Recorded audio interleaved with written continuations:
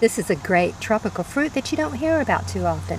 This is the Mommy Sapota, or Mammy Sapota. Isn't that gorgeous? Beautiful. This is the Poteria Sapota.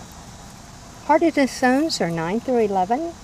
There's many, many varieties because people have been growing them forever. They're native to Mexico, Central America, but they're also grown in the Caribbean and all throughout Latin America. They came to Florida in the 1886, 87, 88, something like that. And we've been growing them ever since. Now, I'm a native, and I live in Zone 9B. We never heard of these, and we might be a little too cold for them, but I'm trying anyway. I'll try anything. They're relatives to the sapodilla, the satin leaf, and many other, the green sapota.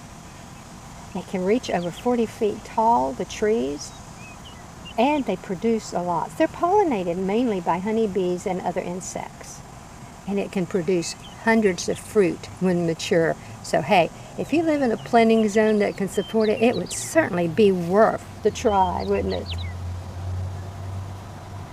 It came from tropical regions. They've been using it forever. The Aztecs, the Mayans, Cortez and his army used it in the 1500s.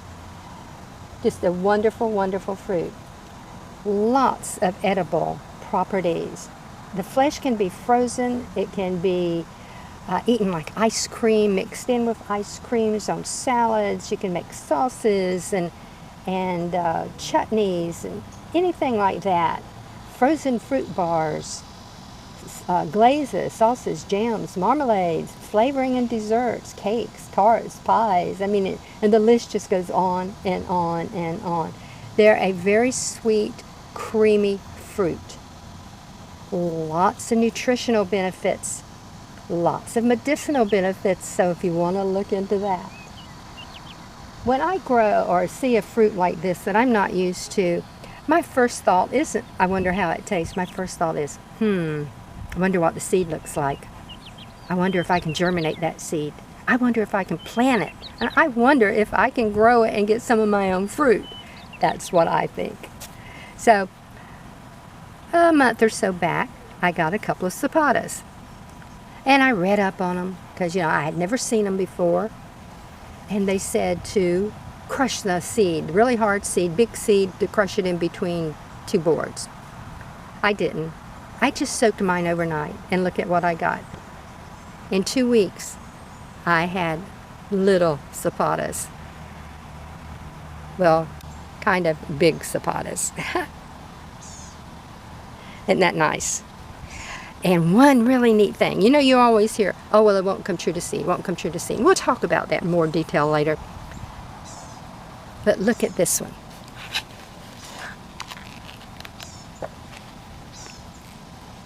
This is a polyembryonic seed. It produced 2 stems from the one embryo, like a twin. Now, I have an option. I can just let them grow like this.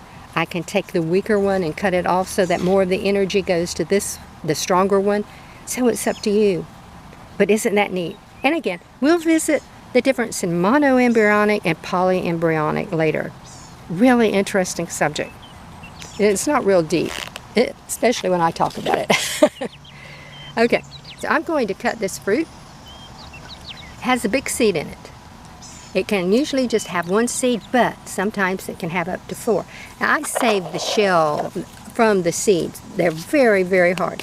Now, this is the biggest shell that came from the bigger pot, and people make jewelry out of this. So I saved it. I want to see, and it's still just as hard as a month ago. Here is the smaller one.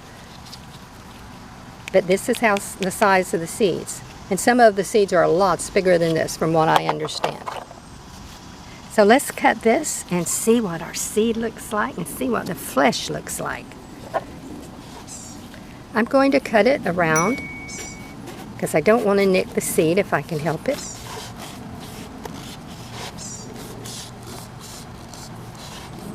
One of the ways to tell if it's right is if it gives a little bit. Ooh, isn't that pretty? There's my one big seed. Look at the size of that seed. Isn't that nice? Oh, smells great. Look at that. I'm going to put these over in my bowl to save. Let's see what the seed looks like in this one.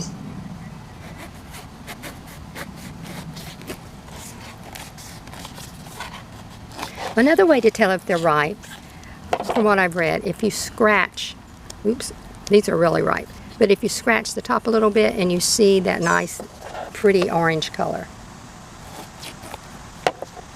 Wow, look at that seed. Isn't that nice? Yeah, these are extremely ripe. In fact, they're already beginning to turn. So that one I might not eat, but it's not wasted. It will go to my worms or into my compost. So now the seed. I am not crushing this between two boards. I'm just going to soak it. And that's all I did last time. I soaked them overnight. They developed a very small crack. And see, this was already starting to crack because the fruit was so ripe. The riper the fruit, the faster it's going to open up for you.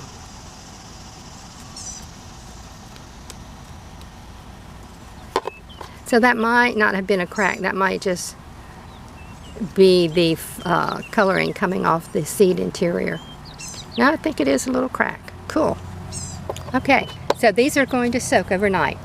And then I will just plant them like you plant any seed. I'm going to lay them on their side. I'll go ahead and put them in a gallon container to begin with. They have a very long taproot. When I transplanted this big one here, I went from a little trade gallon sized pot all the way up to this 2-gallon pot because the taproot was so long. This one, the taproot wasn't as long, and I went ahead and just put it in a gallon pot, but I am going to go ahead now and move that up to a 2-gallon pot. But aren't these neat? So I'm going to soak them overnight and then just lay them in the top of the soil. Doesn't matter how, just lay them down, cover them up, water them in good, and put them somewhere warm, and don't let them dry completely out. Now, since I'm going to repot this one, I'm going to go ahead and take it out so you can see what a polyembryonic seed looks like.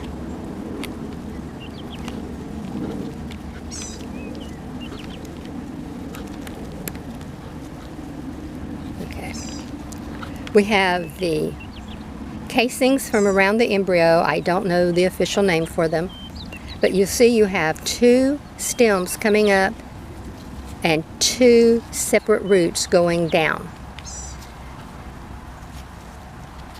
So if I come in here with a knife or a pair of clippers, I can separate it right there.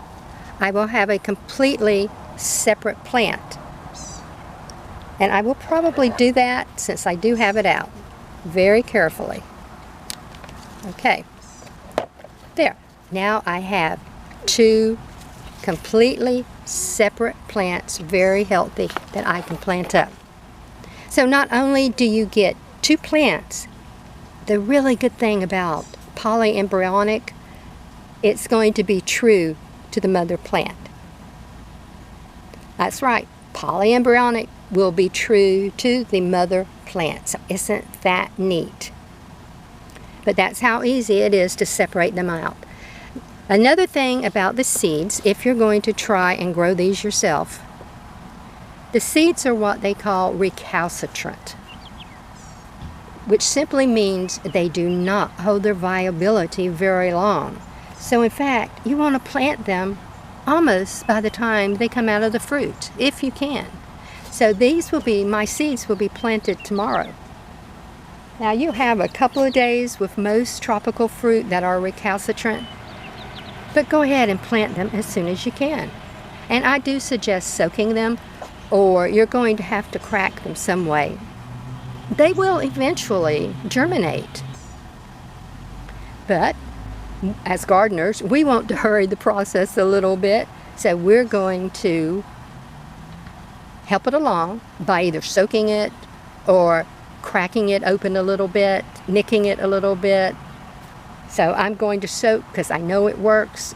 So now I have 3 plants. I'm going to go and plant these immediately. I do not want them to stay out and dry out any. I will soak my seeds. Isn't it neat? Isn't nature grand? I mean, it's just absolutely fantastic. That's it, folks. I hope you have a fantastic day.